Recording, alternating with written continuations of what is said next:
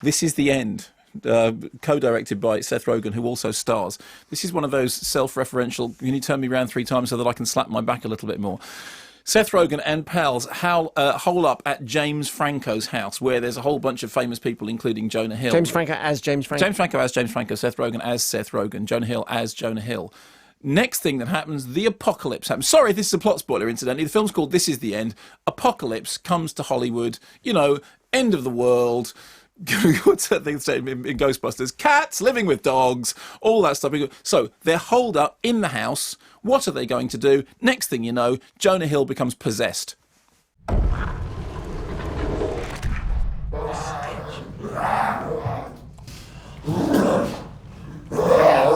Jonah Hill?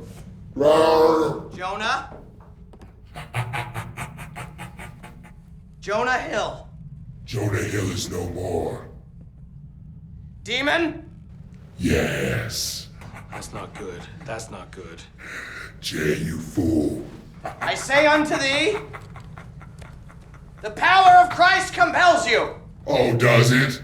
Does it compel me? The power of Christ compels you. Does it, Jay? The power of Christ compels Is you. the power of Christ compelling me? Is that what's happening? The power of Christ compels you. Guess what? It's not that compelling. That's quite funny. Yeah. I thought that was quite funny. The problem is, it's only ever quite funny.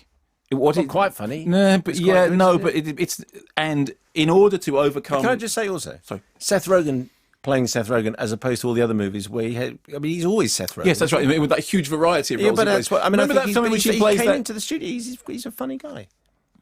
Yeah, I think the problem is that if you're going to do those kind of self-referential, hey, we're all playing ourselves and we're playing, you know, comedy versions of ourselves, but we're playing ourselves. The film really has to do something quite, you know, extraordinary for it not to just look like a whole bunch of people congratulating themselves. And I speak, you know, as a past master of self-congratulation, believe me. The problem with it was, as the apocalypse comes and as the special effects crank up and as the, you know, What's caused the apocalypse, by the way? it's the apocalypse.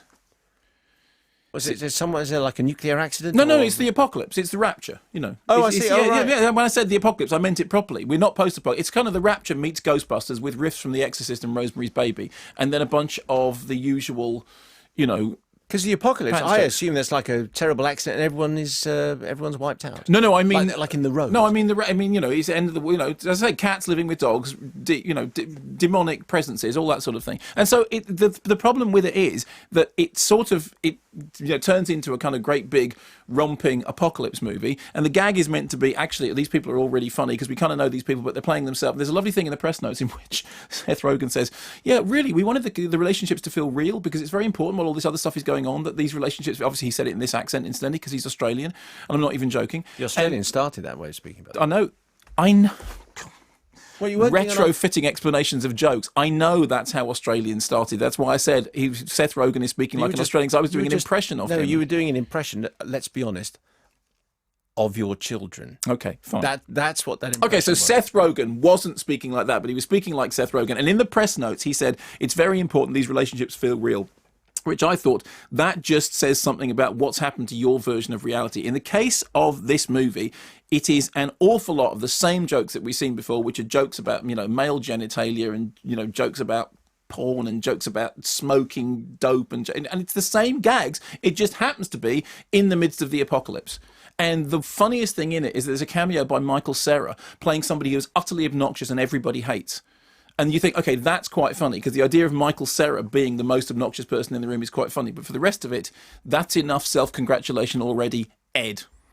Is there any reason why they're playing themselves as opposed to characters? Because I think that they thought, it looks like a movie that they all got together and they all went, wouldn't this be really funny if we were playing ourselves in James Franco's house and then the apocalypse came? How hilarious would that be? And by the time they'd stopped finding it funny, somebody had already signed a contract. It does look terribly like that. Because when Baddiel and Skinner did their sort of live shows. Yeah. And I think they called it Unplanned or something like that. I mean, as it was clearly a joke, but they said, we're doing it like this because we do no preparation, we do no rehearsal, we just turn up and we talk about stuff and talk to the audience.